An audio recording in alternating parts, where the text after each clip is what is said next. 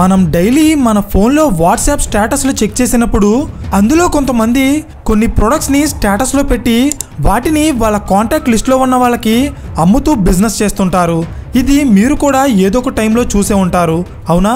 అయితే ఇప్పుడు దీని గురించి ఎందుకు చెప్తున్నానంటే, సేమ్ ఇలాగే ఆన్లైన్లో ఉండే ప్రొడక్ట్స్ని వాట్సాప్ స్టేటస్లో పెట్టి అమ్మేలా ఒక చిన్న బిజినెస్ స్టార్ట్ చేసిన ఇద్దరు కుర్రాళ్ళు ఈరోజు వాళ్ళ బిజినెస్ని 40,000 కోట్ల రూపాయల కంపెనీగా మార్చారు. అదే మీషో. ఇండియాలో మిడిల్ క్లాస్ మైండ్ సెట్ ఎలా ఉంటుందంటే, వీళ్ళు ఏదైనా ఒక వస్తువు కొనాలనుకుంటే దాని గురించి పెద్ద పెద్ద సెలబ్రిటీస్ సజెస్ట్ చేసిన బ్రాండ్స్ కంటే కూడా వాళ్ళ పక్కింటి వాళ్ళో లేదా friends and family members suggest చేసిన వస్తువులే వీళ్ళు ఎక్కువగా కొంటారు. సో ఎగ్జాక్ట్గా ఇదే స్ట్రాటజీని ఫాలో అయిన ఈ ఇద్దరు వ్యక్తులు ఈరోజు అమెజాన్ అండ్ ఫ్లిప్కార్ట్ లాంటి పెద్ద పెద్ద కంపెనీస్తో పోటీ పడే స్థాయికి ఎదిగారు. అయితే అసలు వీళ్ళు ఫాలో అయిన బిజినెస్ స్ట్రాటజీ ఏంటి? బేసిక్గా మనలో చాలామంది మీషోని అమెజాన్ అండ్ ఫ్లిప్కార్ట్ లాంటి ఒక నార్మల్ ఈ కామర్స్ యాప్గానే చూస్తారు. కానీ నిజానికి మీషోకి వీటికి చాలా తేడా ఉంది. ఎందుకంటే మీషో చేసే బిజినెస్ రీసెల్లింగ్. అయితే అసలు రీసెల్లింగ్ అంటే ఏంటి? ఇదే బిజినెస్ మోడల్ని ఫాలో అయిన మీషో ఈరోజు ఎంత పెద్ద కంపెనీగా ఎలా ఎదిగిందో నేను ఈ వీడియోలో చెప్పబోతున్నాను. Hello everyone, welcome to today's video and this is your friend Surya. IIT ఢిల్లీలో చదువుకుంటున్న ఇద్దరు engineering graduates, Sanjeev Banwal and Vidit Atreya. వీళ్ళిద్దరూ 2012లో వాళ్ళ ఇంజనీరింగ్ కంప్లీట్ చేసుకున్న తర్వాత ఒక 3 సంవత్సరాల పాటు వేరువేరుగా జాబ్స్ చేశారు. ఫైనల్గా 2015లో వాళ్ళ జాబ్స్కి రిజైన్ చేసి ఇద్దరూ కలిసి ఒక బిజినెస్ స్టార్ట్ చేయాలని ఫిక్స్ అయ్యారు. అయితే బేసిక్గా వీళ్ళ దగ్గరున్న బిజినెస్ ఐడియా ఏంటంటే, స్విగ్గీ అండ్ జొమాటో ఎలా అయితే లోకల్ రెస్టారెంట్స్లో ఫుడ్ని తీసుకెళ్ళి దగ్గరలో ఉన్న కస్టమర్స్కి డెలివరీ చేస్తున్నాయో, సేమ్ అలాగే వీళ్ళు కూడా లోకల్గా ఉన్న బట్టల షాప్స్లో బట్టలు తీసుకెళ్లి దగ్గరలో ఉన్న కస్టమర్స్కి డెలివరీ చేయాలనుకున్నారు. దీన్నే బిజినెస్ టర్మినాలజీలో హైపర్ లోకల్ బిజినెస్ మోడల్ అంటారు. అంటే కస్టమర్ డిమాండ్స్ని బేస్ చేసుకుని ఇన్స్టెంట్గా వాళ్ళకి దగ్గరలో ఉన్న ప్రోడక్ట్ని డెలివరీ చేయడం అన్నమాట. వీళ్ళ ఐడియా అయితే చాలా సింపుల్గా ఉంది, అవునా? అండ్ ఇదే బిజినెస్ చేస్తున్న స్విగ్గీ అండ్ జొమాటో ఎలాగో సక్సెస్ అయ్యాయి కాబట్టి వీళ్ళ బిజినెస్ కూడా సక్సెస్ అవుతుందనుకుని 2015లో ఫ్యాషనేర్ అనే ఒక బ్రాండ్ నేమ్తో ఒక యాప్ని డిజైన్ చేసి వాళ్ళ బిజినెస్ స్టార్ట్ చేశారు. కానీ ఈ బిజినెస్ చాలా దారుణంగా ఫెయిల్ అయింది. దీనికి రీజన్ ఏంటంటే, బిజినెస్ స్టార్ట్ చేసిన కొత్తలో వీళ్ళిద్దరూ కలిసి లోకల్గా ఉన్న అన్ని షాప్స్కి తిరుగుతూ అక్కడ ఉన్న ప్రొడక్ట్స్ని ఫొటోస్ తీసి వాటిని వాళ్ళ యాప్లో అప్లోడ్ చేసి వాటికి వస్తున్న ఆర్డర్స్కి వాళ్ళే డైరెక్ట్గా వెళ్ళి కస్టమర్స్కి డెలివరీ ఇచ్చేవారు. అండ్ ఆ ప్రాసెస్లోనే వాళ్ళకి వాళ్ళ బిజినెస్లో ఉన్న ప్రాబ్లం ఏంటో అర్థమైంది. ఎలా అంటే, బేసిక్గా ఒక కస్టమర్ ఆఫ్లైన్ కంటే ఆన్లైన్ని ప్రిఫర్ చేయడానికి కారణం వాళ్ళ చుట్టుపక్కల దొరికే డిజైన్స్ కంటే ఆన్లైన్లో ఎక్కువ డిజైన్స్ అండ్ మోడల్స్ దొరుకుతాయని. కానీ వీళ్ళు కేవలం లోకల్గా ఉండే ప్రొడక్ట్స్ని మాత్రమే వాళ్ళ బిజినెస్లో అమ్మడం వల్ల కస్టమర్స్ ఎవరూ కూడా వీళ్ళ సర్వీస్ని పెద్దగా యూజ్ చేసుకునేవారు కాదు. మరోవైపు బట్టలు అమ్మే సెల్లర్స్ కూడా వాళ్ళ ప్రొడక్ట్స్ని లోకల్ కస్టమర్స్కి కాకుండా ఆన్లైన్లో డిఫరెంట్ లొకేషన్స్లో ఉన్న కస్టమర్స్కి అమ్మి వాళ్ళ బిజినెస్ని ఎక్స్పాండ్ చేసుకోవాలనుకుంటున్నారు. సో ఇది గమనించిన ఇద్దరు ఫౌండర్స్ వాళ్ళ బిజినెస్ మోడల్లో ఉన్న ప్రాబ్లమ్ని సాల్వ్ చేస్తూ ప్రీవియస్గా వీళ్ళు స్టార్ట్ చేసిన ఫ్యాషనీర్ అనే బ్రాండ్ నేమ్ని మేరీ ఈ షాప్గా మార్చేశారు. ఇదే ఈరోజు మీషోగా మారింది. అయితే మీషో బిజినెస్ ఎలా వర్క్ అవుతుందో తెలియాలంటే ఫస్ట్ ఆఫ్ ఆల్ మీకు ఈ కామర్స్ బిజినెస్లో ఉన్న 2 బిజినెస్ మోడల్స్ గురించి తెలియాలి. అవే B2B and B2C. Amazon, Flipkart and Meesho. బేసిక్గా ఈ మూడింటిని చూస్తుంటే ఇవన్నీ చేసేది ఒకటే బిజినెస్ కదా అనుకుంటాం, అవునా? కానీ అది నిజం కాదు. ఎందుకంటే మీషో బిజినెస్ మోడల్ అనేది అమెజాన్ అండ్ ఫ్లిప్కార్ట్ కంటే చాలా డిఫరెంట్గా ఉంటుంది. ఎలా అంటే, అమెజాన్ అండ్ ఫ్లిప్కార్ట్ సెల్లర్కి బయ్యర్కి మధ్య ఒక ఇంటర్మీడియట్ ప్లాట్ఫామ్గా ఉంటాయి. అంటే ఒక కస్టమర్ ఏదైనా ప్రోడక్ట్ని కొనాలనుకుంటే అమెజాన్ ఆర్ ఫ్లిప్కార్ట్ వెబ్సైట్లో డైరెక్ట్గా ఒక సెల్లర్ నుండి కొనుక్కోవచ్చు. దీన్నే B2C మోడల్ అంటారు, అంటే బిజినెస్ టు కస్టమర్. కానీ మీషో కంపెనీ ఫాలో అయ్యేది B2B మోడల్, అంటే బిజినెస్ టు బిజినెస్. ఇది ఎలా పనిచేస్తుందంటే, మీషో అనేది ప్రోడక్ట్ని సెల్లర్ నుండి బయ్యర్కి డైరెక్ట్గా అమ్మకుండా మధ్యలో ఒక మీడియేటర్ ద్వారా అమ్ముతుంది. వాళ్ళనే రీసెల్లర్స్ అంటారు. అయితే అసలు మీషో ఎలా పనిచేస్తుందో చెప్తాను, జాగ్రత్తగా వినండి. బేసిక్గా మనం వీడియో స్టార్టింగ్లో మాట్లాడుకున్నట్టే మన కాంటాక్ట్స్లో ఉండే కొంతమంది వ్యక్తులు కొన్ని ప్రొడక్ట్స్ని రెగ్యులర్గా వాట్సాప్, ఫేస్బుక్ అండ్ ఇన్స్టాగ్రామ్లో పోస్ట్ చేసి వాటి మీద కొంత కమిషన్ వేసుకుని అమ్ముకుంటూ బిజినెస్ చేస్తారు. వీళ్ళనే రీసెల్లర్స్ అంటారు. అండ్ ఇలా చేసేవాళ్ళు ఇండియాలో ఉన్న ప్రతి మూలన ఉన్నారు. కానీ వీళ్ళంతా కూడా అనార్గనైజ్డ్గా వాళ్ళ బిజినెస్ చేస్తారు. అంటే ఒకరితో ఒకరికి సంబంధం లేకుండా ఎవరి బిజినెస్ వాళ్ళు చేసుకుంటారు. కానీ వీళ్ళ దగ్గరున్న అడ్వాంటేజ్ ఏంటంటే వీళ్ళంతా కూడా కస్టమర్స్తో డైరెక్ట్గా కాంటాక్ట్లో ఉండటం వల్ల చాలామంది కస్టమర్స్ వీళ్ళని నమ్మి వీళ్ళ దగ్గర రెగ్యులర్గా ప్రొడక్ట్స్ని కొంటూ ఉంటారు. అయితే ఇప్పుడు మీషో ఏం చేసిందంటే ఈ రీసెలర్స్ అందరినీ ఒకే ప్లాట్ఫామ్ కిందకి తీసుకొచ్చింది. ఎలా అంటే ఇండియాలో ఉన్న చాలామంది సెల్లర్స్ వాళ్ళ ప్రోడక్ట్ని అమ్ముకోవడానికి మీషోలో అప్లోడ్ చేస్తారు. అప్పుడు ఈ రీసెలర్స్ అంతా కూడా ఆ ప్రోడక్ట్ యొక్క లింక్ అండ్ ఫొటోస్ని తీసుకుని వాళ్ళ వాట్సాప్, ఫేస్బుక్ అండ్ ఇన్స్టాగ్రామ్లో అప్లోడ్ చేసి వాళ్ళ కాంటాక్ట్లో ఉన్న కస్టమర్స్కి ఈ ప్రొడక్ట్స్ని అమ్ముతారు. అంటే మీకు సింపుల్గా చెప్పాలంటే మీషో అనేది సెల్లర్కి, రీసెలర్కి మధ్య ఒక ప్లాట్ఫామ్ని క్రియేట్ చేసిందన్నమాట. అందుకే దీన్ని B2B బిజినెస్ మోడల్ అంటారు. అర్థమైందా? అయితే ఇక్కడ మీకు ఒక డౌట్ రావచ్చు.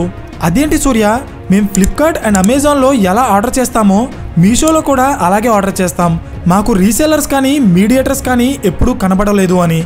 ఇన్ కేస్ ఈ డౌట్ మీకు వస్తే దీనికి ఆన్సర్ చెప్తా చూడండి. రీసెంట్ టైమ్స్లో మీషో కంపెనీ కూడా వాళ్ళ బిజినెస్ని B2B నుండి B2Cకి మార్చింది. అంటే అమెజాన్ అండ్ ఫ్లిప్కార్ట్ లాగే మీషో కూడా కస్టమర్కి ప్రోడక్ట్ని డైరెక్ట్గా అమ్ముతుంది. అయితే ఇది రీసెంట్గా వాళ్ళు స్టార్ట్ చేసిన బిజినెస్. కానీ 2015 టైంకి అలా ఉండేది కాదు. ఎందుకంటే అప్పట్లో అమెజాన్ అండ్ ఫ్లిప్కార్ట్ ఇండియాలో ఉన్న ఈ-కామర్స్ బిజినెస్ని ఏలుతున్నాయి. సో అలాంటి టైంలో ఒక చిన్న ఈ-కామర్స్ కంపెనీ వాళ్ళతో పోటీ పడుతూ పైకి రావాలంటే అది చాలా కష్టం.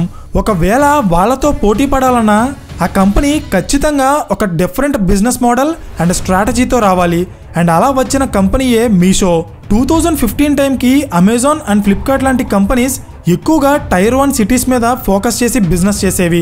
ఎందుకంటే అక్కడ ఉండే కస్టమర్స్ ఎక్కువ సంపాదిస్తారు అండ్ ఈజీగా ఆన్లైన్ పేమెంట్స్ కూడా చేస్తారు. కానీ టైర్ 2 అండ్ టైర్ 3 సిటీస్లో ఉండే కస్టమర్స్ పెద్దగా ఆన్లైన్ పేమెంట్స్ చేయడానికి ఇష్టపడరు.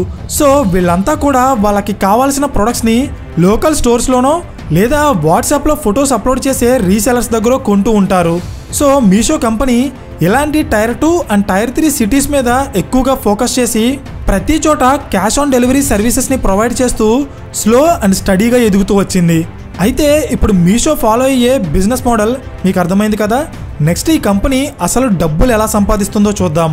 బేసిక్గా మీషోకి 3 రకాలుగా ఆదాయం వస్తుంది. Number 1 commissions. అంటే మీషో ప్లాట్ఫామ్లో ప్రొడక్ట్స్ అమ్మే సెల్లర్స్ మీషోకి కొంత కమిషన్ పే చేయాలి. నిజానికి ఇనిషియల్ డేస్లో ఈ కంపెనీకి ఇదే మేజర్ రెవెన్యూ సోర్స్గా ఉండేది. కానీ రీసెంట్ టైమ్స్లో మీషో తన కాంపిటీటర్ కంపెనీస్తో పోటీ పడటానికి ఈ కమిషన్ని 0% చేసింది. అంటే మీషో ప్లాట్ఫామ్లో మీరు మీ ప్రోడక్ట్ని అమ్మాలనుకుంటే మీరు ఆ కంపెనీకి కమిషన్ రూపంలో 1% కూడా పే చేయాల్సిన అవసరం లేదు. అయితే ఇక్కడ మీకు ఒక డౌట్ రావచ్చు, కమిషన్ లేకపోతే ఈ కంపెనీకి డబ్బులు ఎలా వస్తాయని. అదే next income source add revenue.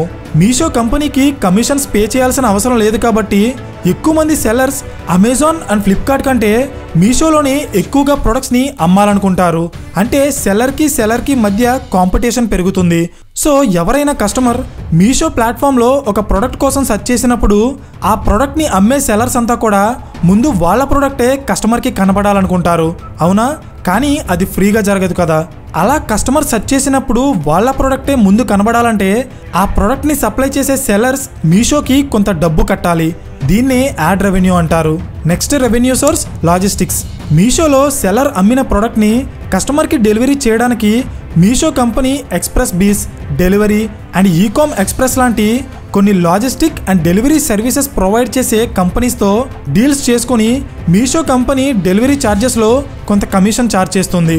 Next revenue source data. బేసిక్గా డేటాని అమ్ముకుని డబ్బు సంపాదించడం అనేది ఇల్లీగల్. కానీ కస్టమర్ ప్రైవసీకి ఇబ్బంది కలిగించని డేటాని కంపెనీస్ అమ్ముకుని రెవెన్యూ సంపాదిస్తాయి. అంటే ఫర్ ఎగ్జాంపుల్ కస్టమర్స్ ఎలాంటి ప్రొడక్ట్స్ని ఎక్కువగా కొంటున్నారు, వాటికి ఎలాంటి ఫీచర్స్ ఉంటున్నాయి అండ్ ఎలాంటి ప్రైస్ రేంజ్లో ఎక్కువగా ఆర్డర్స్ చేస్తున్నారు, ఇలాంటి డేటాని కలెక్ట్ చేసి సెల్లర్స్కి ఇవ్వడం వల్ల చాలా కంపెనీస్ కస్టమర్ పాయింట్ ఆఫ్ వ్యూలో ప్రొడక్ట్స్ తయారు చేసి వాటి కోసం వెతికే కస్టమర్స్కి వాటిని అమ్ముతాయి. అయితే దీనివల్ల కస్టమర్స్కి కానీ వాళ్ళ ప్రైవసీకి కానీ ఎలాంటి ఇబ్బంది ఉండదు. బేసిక్గా ఏ ఈ-కామర్స్ కంపెనీకైనా ఉండే ఒక పెద్ద ఛాలెంజింగ్ టాస్క్ ఒక కస్టమర్ని వాళ్ళ సర్వీస్తో మెప్పించి మళ్ళీ వాళ్ళ దగ్గరే షాపింగ్ చేసేలా చేయడం. నిజానికి ఇది చాలా కష్టమైన పని. పెద్ద పెద్ద కంపెనీస్ కస్టమర్స్ని వాళ్ళ ప్లాట్ఫామ్స్లో లాక్ చేసి మళ్ళీ షాపింగ్ చేసేలా చేయడానికి పెయిడ్ సబ్స్క్రిప్షన్ మోడల్స్ని ఇంట్రడ్యూస్ చేస్తాయి.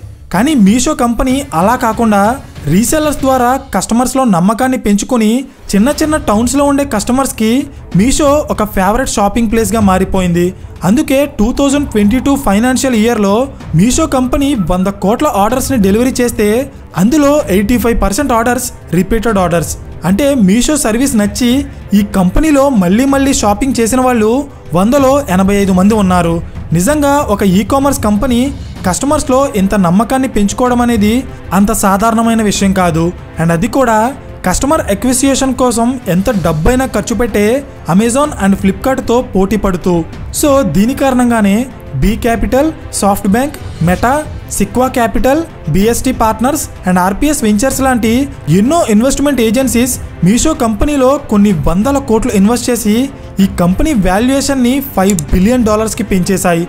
అంటే సుమారు 40,000 కోట్ల రూపాయలకి పైనే. సో ఫైనలీ ఈ కేస్ స్టడీ నుండి మనం నేర్చుకోవాల్సిన ఒక ఇంపార్టెంట్ విషయం ఏంటంటే, మీరు ఎలాంటి ఐడియాతో బిజినెస్ చేయాలనుకున్నా ఫస్ట్ ఆఫ్ ఆల్ దాన్ని తీసుకుని మార్కెట్లోకి వెళ్ళండి. మీరు మార్కెట్లో మీ ఐడియాని స్మాల్ స్కేల్లో అంటే చిన్న స్థాయిలో ఇంప్లిమెంట్ చేస్తే మీ ఐడియాలో ఉన్న ప్రోస్ అండ్ కాన్స్ ఏంటో మీకు మార్కెటే డైరెక్ట్గా తెలియజేస్తుంది. అయితే ఇది ఎందుకు చెప్తున్నానంటే, మీషోని స్థాపించిన సంజీవ్ బన్వల్ అండ్ విదిత్ ఆత్రేయ వీళ్ళిద్దరూ ఇనీషియల్గా అనుకున్న ఐడియాతో ఇప్పుడు వాళ్ళ బిజినెస్ చేయట్లేదు. వాళ్ళ ఐడియాని మార్కెట్లో పెట్టి దానికి వస్తున్న రెస్పాన్స్ చూశాక దాన్ని మార్చుకుంటూ ఇంప్రూవ్ చేసుకుంటూ వచ్చి ఈరోజు 40,000 కోట్ల రూపాయల కంపెనీని బిల్డ్ చేయగలిగారు. సో ఇక్కడ పాయింట్ ఏంటంటే, మీ ఐడియాకి ఎంత పొటెన్షియాలిటీ ఉంది అండ్ అది కస్టమర్ నీడ్స్ని ఫుల్ఫిల్ చేయడంలో ఎంతవరకు సక్సెస్ అవుతుంది అనేది మీరు తెలుసుకున్న రోజు మీ బిజినెస్ని ఫామ్లోకి తీసుకురాగలుగుతారు. అర్థమైందా?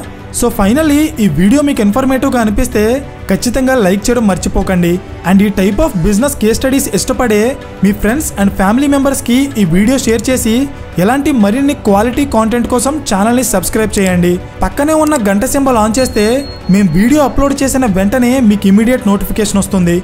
So thank you for watching and I will see you in the next video. Till then this is your friend Surya signing of.